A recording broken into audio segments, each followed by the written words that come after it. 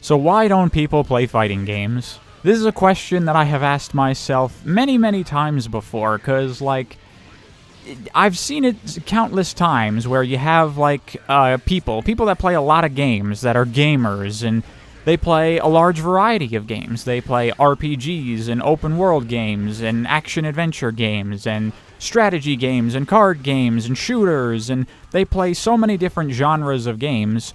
But then, for the vast majority of these types of people, you can say, oh, well, what about fighting games? And they'll go, oh, I don't play fighting games. Why? Why don't people play fighting games? What's the deal? What makes them any different than any other genre of game where there are so many people that just refuse to play them? And the thing about that is, it's not even like they play a fighting game and they're like, I don't like it, it's not for me. It's like you tell them this is a fighting game and they immediately are like, I don't want to play that. Like, the term fighting game is poison to a lot of people. You tell them that it's a fighting game and they're out. They're not going to play. Just done. Where does that come from? Why is that the case? Why are people so put off by the idea of playing a fighting game? Well, I would have to imagine that idea comes from probably at some point in the past they did play a fighting game and they did not like it. So then the next question is, why don't people like fighting games when they try them? Now, of course, there's going to be a large number of people who fighting games are just not for them, and that's totally fine. No genre is for everybody. Different people like different things. But with the amount of people who refuse to play fighting games or say they don't like them, I can't imagine it's just because fighting games don't appeal to them. That number is just too high when compared to other genres. There's got to be something more to it. I mean, fighting games, despite being around for so long, are such a niche genre, and there's got to be a reason for that. What is keeping these games from getting popular? And the way I see it, it's because when people don't like fighting games, it's usually because they played fighting games in one of three ways. Number one is they played single player. You know, they did the story mode, they did just random matches against CPUs, they did mission modes or arcade modes or whatever the hell the game has available to play for single-player content, and then that's all they really get out of the game. And maybe they enjoy that to some degree, but they don't ever really move on to actually playing against people. And the issue with that is that fighting games are not meant to be single-player games.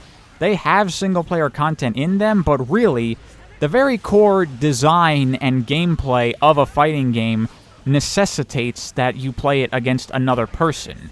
Fighting games don't really work when you play them against AI. There are many elements of the gameplay, in fact, pretty much all elements of the gameplay, that do not function properly when your opponent is not a human. And so playing a fighting game single player, you're not really playing a fighting game. And so personally, I don't think there's that much fun to be had in single-player content in fighting games. I mean, you look at anybody that is into fighting games, and the vast majority of us don't even touch single-player content. We just skip it entirely. There's a reason for that. It also doesn't help that most of the single-player content in fighting games is usually very shallow and very limited. So even if you did get enjoyment out of it, there's not a whole lot there. And the stories of almost every fighting game are definitely not worth paying attention to, so you don't have that either. The second way I see people play fighting games when they don't get into them is that they play at a very casual level with their friends where they're pretty much just button mashing.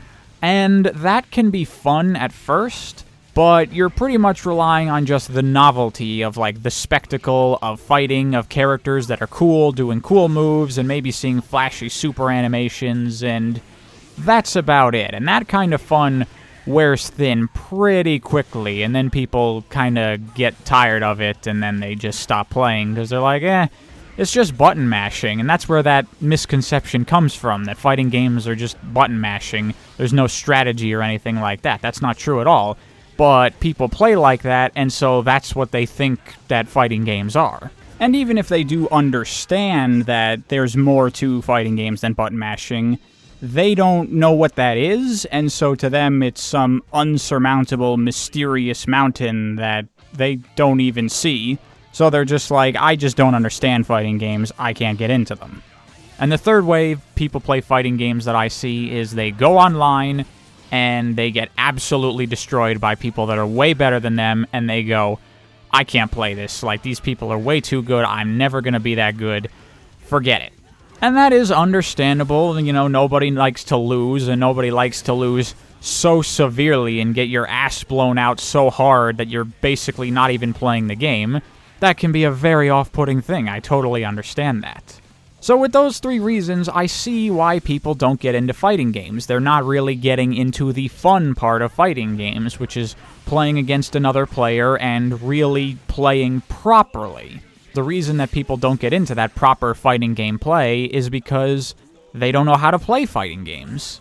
So then the next question becomes, why don't people know how to play fighting games? They have tutorials, and people are able to learn pretty much every other genre of game without that much difficulty, so what's the deal with fighting games? Why are they so hard to learn? What makes them different?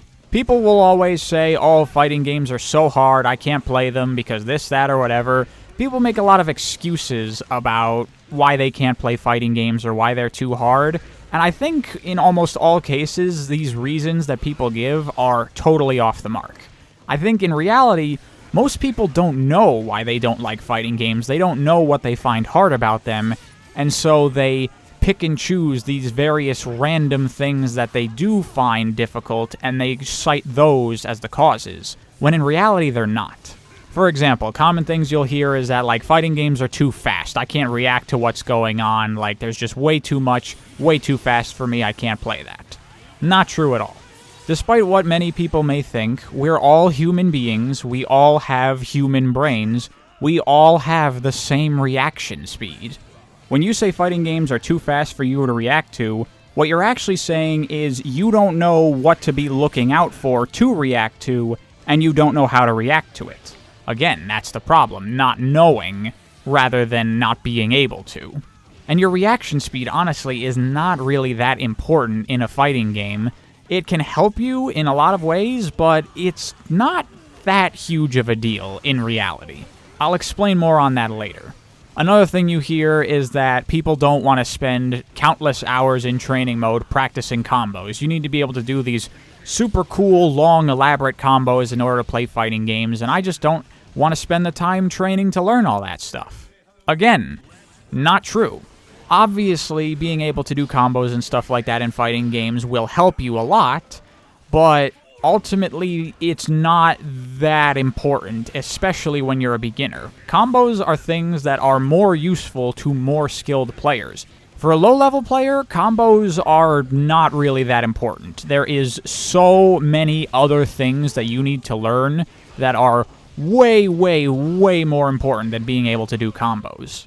I will 100% guarantee you that if a new player in fighting games spent hundreds of hours in training mode learning up all these big, long, elaborate, high-damaging combos, and that's all they did, and they went up against an experienced player who did not do a single combo, that experienced player would destroy them.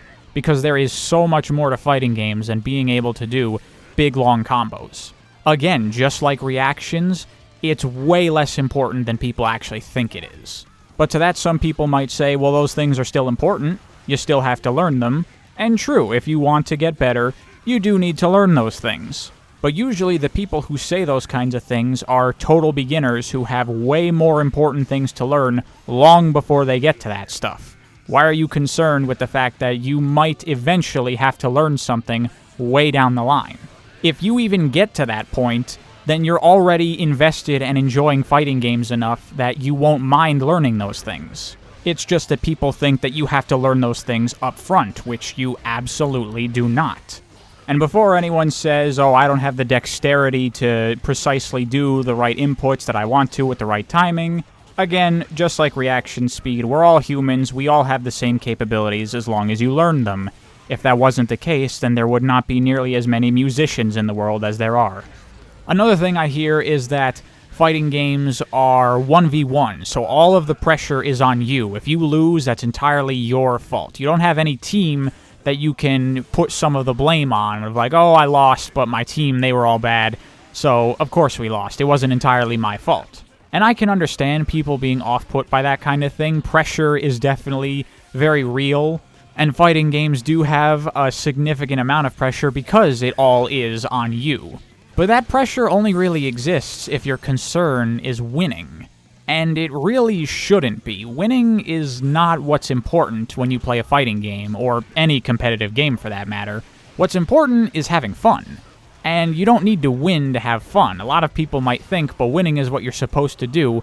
Winning is fun. But really, that's not what really matters. Once you realize that, then you no longer feel like it's all on the line when you're trying to win, and so a lot of the pressure evaporates at that point. That's a mentality that's pretty hard for a lot of people to adopt, I understand that, but I do recommend trying to think about games in that kind of way, because you'll probably end up enjoying all types of games a lot more if you do that. Another one you hear quite often is that you have to memorize absolutely every single thing every single character can do in the game in order to play. Because if you don't know all the situations that you can end up in, then you're never going to be able to play correctly. Also completely wrong. In fact, right now, the set you're watching, me as Leo against this Zato player, at this point, I did not really know what Zato could do in this game. I never looked up what his moves were or how his mechanics worked. And I'd only fought like one other Zato before this point. So I'm going in relatively blind as to how this character works, and this guy seems pretty good with him, and I managed to win this set 2 out of 3. You don't need to know absolutely everything, you can figure it out as you go. But amongst all these things, probably the biggest reason I hear people say that they can't play fighting games is because of the inputs. You know, having to do motion inputs in fighting games is such a huge barrier of entry and all this stuff. And I will give some credence to the idea of motion inputs making fighting games hard to learn, because they're unintuitive. When I say that, I mean that people are not going to be able to learn motion inputs just by playing the game. If someone has never played a fighting game before in their entire life, and they don't know anything about fighting games, if they just go into gameplay immediately without doing any tutorial or any training mode, they will never figure out motion inputs. Maybe by happenstance they might figure out how to do fireballs and basic stuff like that. But there's a lot of motions, like charge motions for example, that you would never just stumble upon. You would never learn that organically. In order to learn fighting game motions, you have to go out of your way to learn it, and that is a bit of a problem. People don't like going out of their way to learn. People like to be taught things, but they don't like to have to put in effort to learn how to play a game. There's a reason so much praise is put on games that can tutorialize in a very organic way where the player just learns naturally. But fighting game motion inputs are something that cannot be learned naturally. I mean, yeah, sure, maybe eventually it can happen, but it's unrealistic to expect people to figure that kind of thing out because there's no indication in-game that that's a thing at all. Now, that's not me saying that I think motion inputs are bad and I don't want them in the game. I like motion inputs a lot. But you got to acknowledge that that is definitely some barrier of entry that does keep people from learning fighting games, is they have to go out of their way to learn motion inputs. And by the way, I don't mean how to do motion inputs. That's something you can learn while playing. I'm talking about learning that they exist at all, and learning what motion inputs for each character does each special move. That's something that you can only learn by just looking it up. And most people just aren't going to do that. Most people just don't want to have to go out of their way to learn these motions, to memorize these motions. That is a real problem. But even then, I don't think that is the true, actual thing that makes people struggle to learn fighting games. I believe it's something else entirely. Something that most people, even people who play a lot of fighting games and know what's up, aren't even aware that this is what makes fighting games difficult to learn for new people. And I'm going to show you what the real problem is right now by teaching you how to play a fighting game the way that fighting games teach you how to play them. I'm going to teach you to play this game right here called Pocket Rumble. Don't worry, this is a very simple game, so this won't take long. So in Pocket Rumble, like any fighting game, of course you can move left and right, you can jump forward and back, and if you double tap in a direction, then you'll dash. Pocket Rumble uses just 2 buttons, so it's very simple. You have a light attack and a heavy attack. If you hold down, your character will crouch, and then you can do a low light attack and a low heavy attack. And while jumping, you have an air light and an air heavy. You also have 4 special moves you can do by holding down diagonally, either forward or back, and holding one of the 2 attack buttons. For Tenchi's special moves, he's got this fireball, he's got this antler charge thing, he's got this antler, upward flying move, and he has this flip kick move thing right here. And by the way, when Tenchi is flashing white like that during his upward special moves, he's invincible at that time. Tenchi can also do a super by just hitting the light and heavy attack button together. His super is available when his meter at the bottom left-hand corner is filled up. And you can fill it just by doing special moves. Doesn't matter if they hit or get blocked or anything. As long as you do 6 special moves, you'll get your super available. You can also grab the opponent, which is an attack that cannot be blocked. And to grab, all you have to do is get up close to your opponent and then either hold left or right and press the heavy attack button.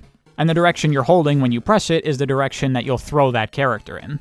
The only thing left to teach as far as attacking goes is comboing, and comboing is very simple in Pocket Rumble.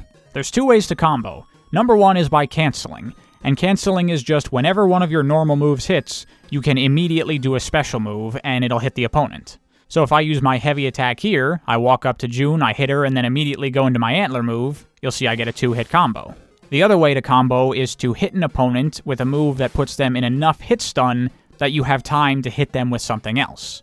An easy example of this would be to jump in on June and hit her with an airborne attack, then as soon as I hit the ground, hit her with something else. By the time I land and do my second move, she's still being hit by that first move, and so it combos.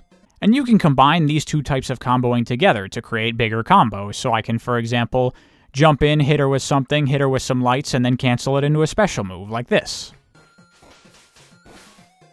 And by the way, you can also cancel into your super the exact same way that you can special moves. The last thing to teach is blocking. Very simple. Just hold your movement away from your opponent and you'll block. You'll see right here that I have June crouching. I know she's just kind of has her legs through the floor. She's a ghost, don't worry about it. The reason I have her set to crouch right here is to block low attacks. In order to block low attacks, then you have to low block. You have to crouch and hold back at the same time, but then there are overhead attacks or airborne attacks, which you have to block while standing. You see here how when I jump attack her, she stands up to block. This is her crouching block, that's her standing block. You have to do a standing block to block airborne moves, you have to do a low block to block low attacks. And really, that's it. That's everything you need to know to play Tenchi in Pocket Rumble. You now know everything he can do in this game. So now that I've taught you how to play Tenchi, you're ready to go play some real matches against a person, right? So let's get you set up right here in your first match against another human being, and here we go. Alright, what do? This right here, this is why fighting games are hard to learn. All I've just done is give you a giant information dump about the moves you can do in this game and told you, alright, go. This is what fighting games do when they try to teach the player how to play them. And this is why people struggle to learn fighting games. You teach someone what they can do in a game, but players are never taught how to use the things that they can do in the game. Why should I use any of these things? What is a good situation to use any of my tools?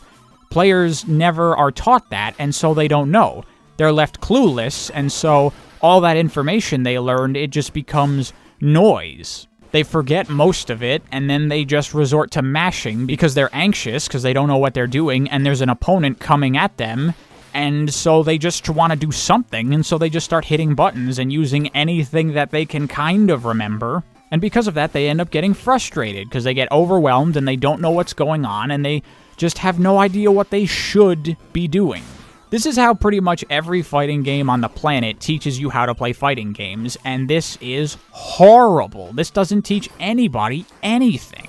This is the equivalent of buying a table from a furniture store, and then you get all the parts set up and you're ready to put it together, and you open up the instructions, and in the instructions it says, a screwdriver is a tool used for putting screws in holes. And that's it, that's all you get. Now put the table together.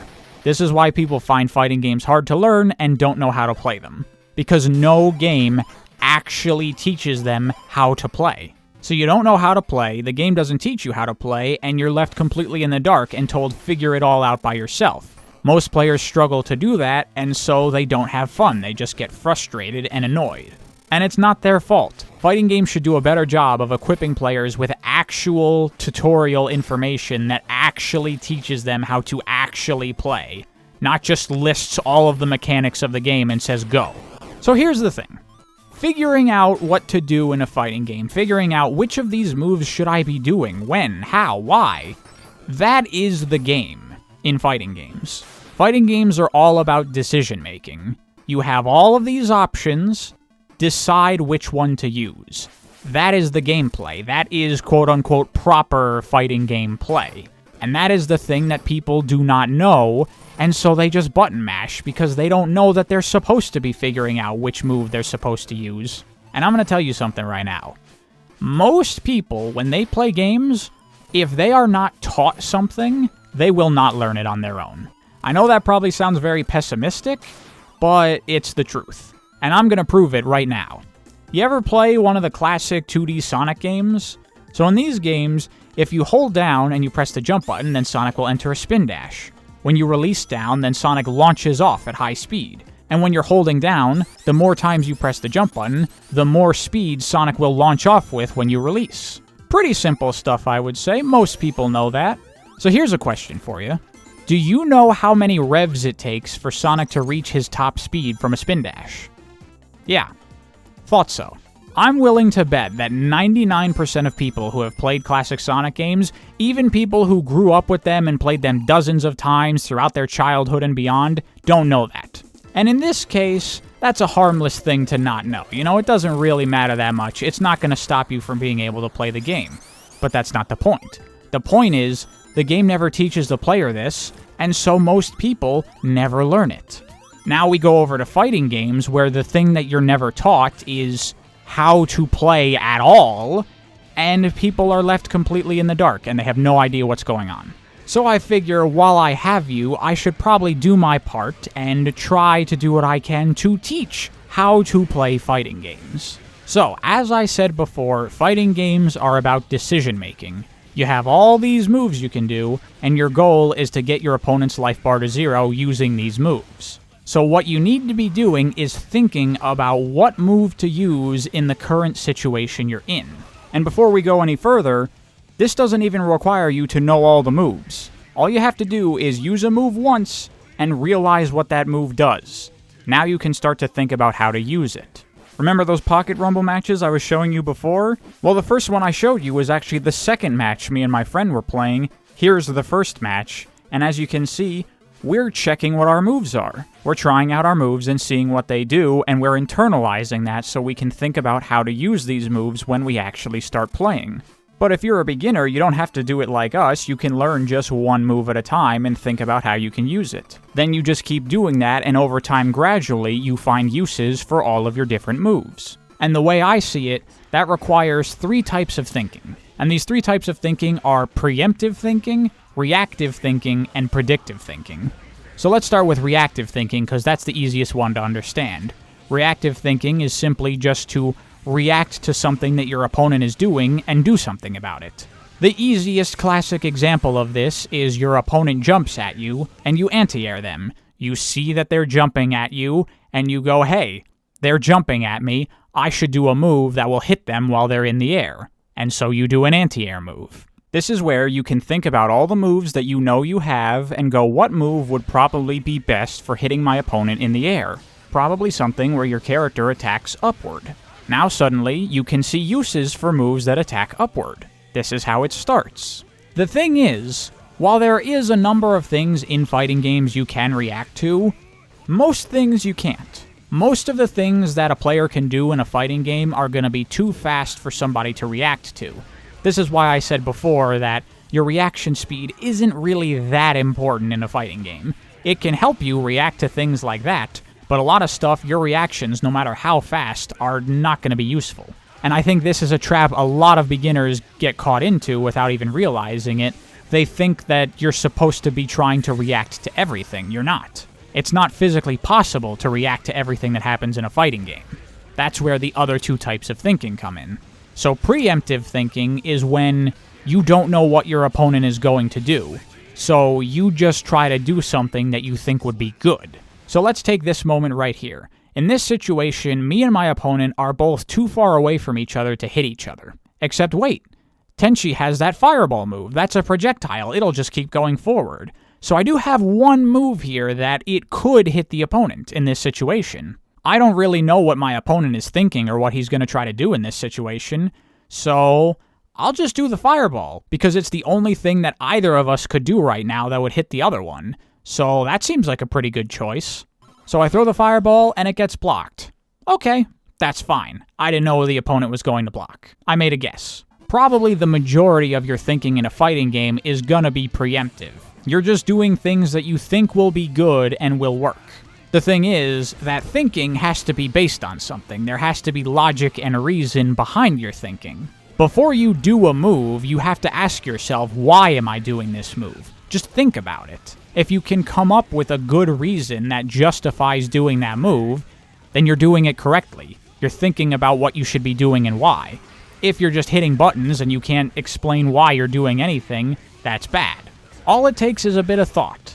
You don't need to panic because your opponent is there and they're coming after you. All you need to do is calm down and think. What should I do in this situation? And whether you're right or wrong, it doesn't really matter. The fact that you're taking the time to think that is already huge. Just keep doing that and you will be amazed at how quickly you improve. The third type of thinking is the most advanced type and probably the most difficult to do, but it's not actually as hard as you might think. That is predictive thinking. This is when you have some kind of idea of what your opponent is going to do. You think you know what they're going to do before they do it, and so you do something that will beat them before it happens. An example of this would be like right here when I'm throwing my opponent. I have him knocked down onto the floor, so I'm going to be able to do something before he does. Naturally, he would probably think that I would attack him, and so most likely he's going to try to block. And I predict that, so I go for the throw because it can't be blocked. And it turns out in this situation, I made the correct guess. I knew what my opponent was going to do. The challenge here is, how do you figure out what your opponent's going to do? That's a whole really long, complicated thing that I can go into another time, but basically, to put it simply, all it takes is paying attention. Just pay attention to what your opponent does and what they tend to do in certain situations. Eventually, you will start to notice that they have some kind of pattern that they play with. Everybody has patterns with absolutely everything that they do in life, and that includes playing fighting games. And we, as humans, our brains are wired to recognize patterns. That's how we learn anything. So while it might sound like something that's really hard and advanced and difficult to do, you're able to do it. As long as you go out of your way to try to do it, just pay attention to your opponent, you will start to notice habits. You will start to notice patterns. And once you notice them, then you can go back to that preemptive thinking, where you can think about, why do this move?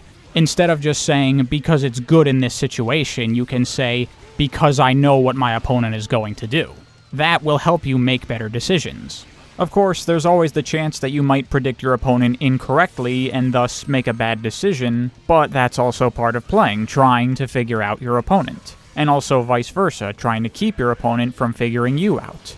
So those three types of thinking are, I think, what it takes to learn a fighting game. Honestly, that's all you need, just to understand that that's what you need to be doing. I don't think I need to teach you the specifics of how to get your opponent to do this or that, or what to look out for, or any of that. None of that is necessary. All it takes is paying attention and thinking. Just that will get you really far in how to learn a fighting game, and it's crazy to me that no fighting game just simply tells players that this is what you should be trying to do. It's insane. I think if more people understood the things that I talked about in this video, more people would enjoy fighting games, and more people would play them. Thank you for watching. I hope you enjoyed and maybe learned something.